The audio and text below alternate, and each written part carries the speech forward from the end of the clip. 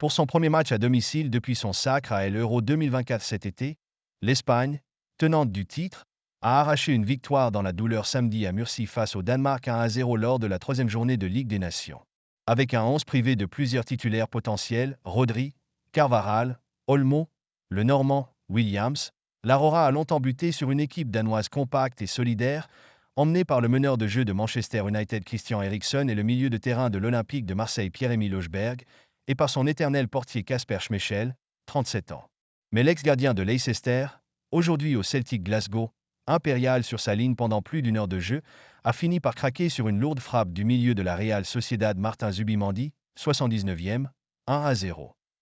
L'Espagne double ainsi son adversaire du soir en s'emparant de la première place du groupe 4A avec 7 points, un de plus que les Scandinaves. Un but symbolique pour le joueur de 25 ans, qui avait la lourde tâche de remplacer l'habituel pilier et leader technique espagnol Rodri, gravement blessé au genou et absent plusieurs mois. Son but a été célébré comme en finale de Coupe du Monde par un stade d'un peu plus de 30 000 places rempli en grande partie par des familles en ce 12 octobre, jour de fête nationale. Même s'il a démontré tout au long de la rencontre qu'il n'avait rien perdu de son jeu collectif flamboyant, le champion d'Europe en titre, décimé par les blessures, a eu du mal à percer le verrou danois, butant sur un immense Schmeichel, inspiré pour s'imposer devant le prodige barcelonais Lamine Yamal, 22e, 45e, 72e, et le capitaine Alvaro Morata, 61e, 68e.